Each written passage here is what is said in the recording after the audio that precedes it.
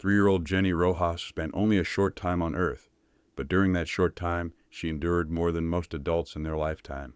She was passed around 3 homes and didn't learn to properly communicate or use the potty.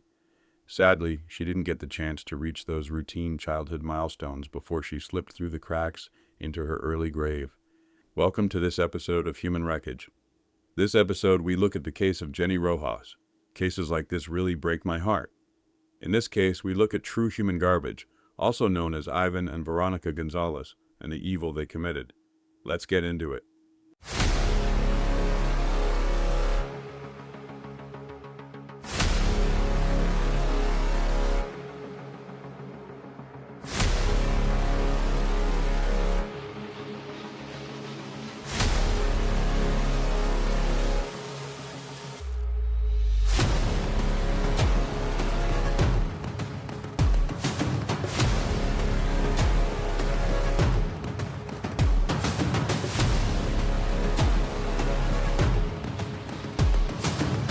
At around 9 p.m. on the 21st of July, 1995, Veronica Gonzalez ran from her Chula Vista, California, apartment with the lifeless body of her niece, Genny, in her arms. She took her to a neighbor's apartment, who was a nurse, and asked her to perform CPR. The nurse tried to resuscitate Genny, but it was already far too late. Genny was dead. When asked what had happened, Veronica and her husband, Ivan Gonzalez, said that Genny had drowned. However, Genny was riddled with burn marks and bruises, and when questioned by the neighbor, Ivan claimed that they didn't know how to control the water.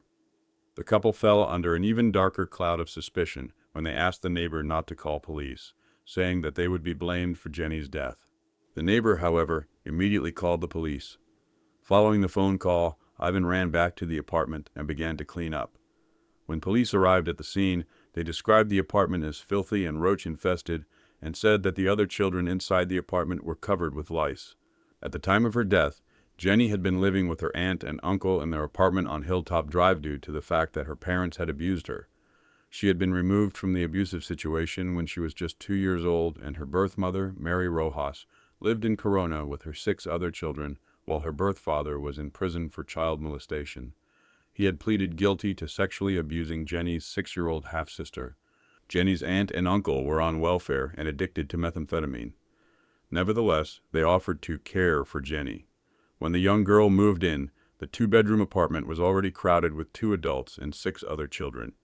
From the moment she moved in, Genny's fate was sealed, and she suffered unimaginable abuse at the hands of those who she believed were there to care for her. Genny was forced to sleep in a wooden box or behind a door on a blanket covered with blood and feces. Veronica would often hang Genny in the closet by her hands to scare her, and she would burn her cheeks with a blow dryer. She would often be held under hot water, burning her so badly that most of her hair fell out. The remaining hair that didn't fall out was pulled out by Veronica. Genny would also be frequently beaten and bound with handcuffs.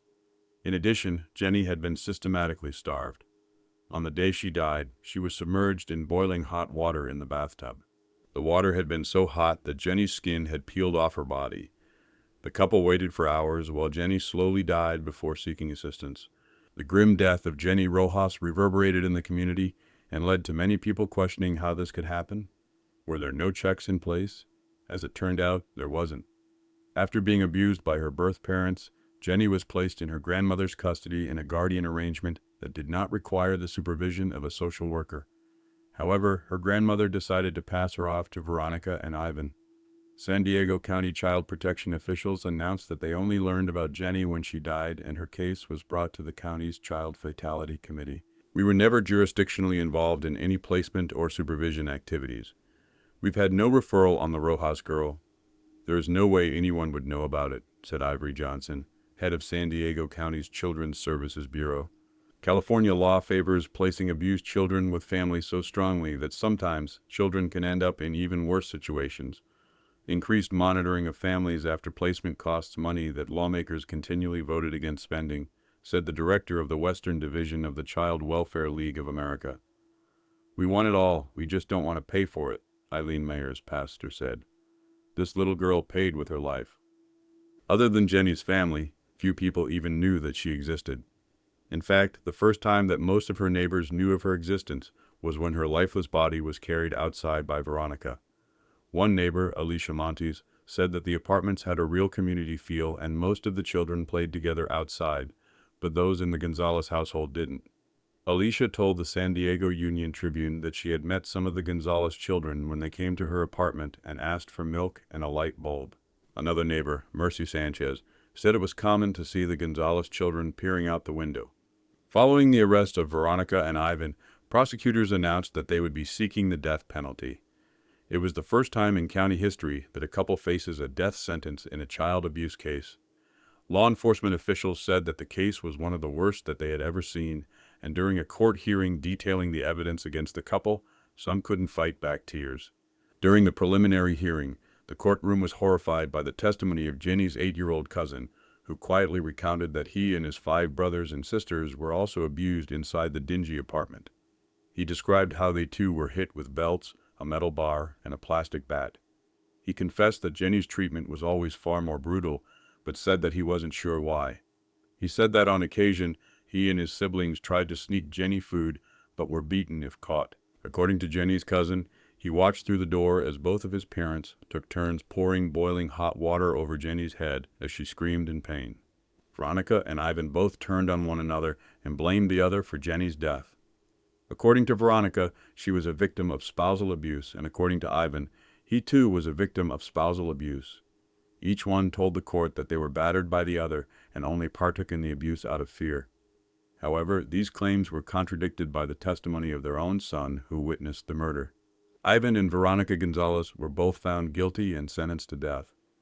They became the first married couple awaiting execution on California's death row for the same crime. Genny was initially buried in an unmarked grave, but when the case was documented in the media, locals were so moved that they donated money for a headstone. That concludes this episode. Ivan and Veronica Gonzalez should go through the same awful experience that little Genny did. Till next time, please take care of yourselves.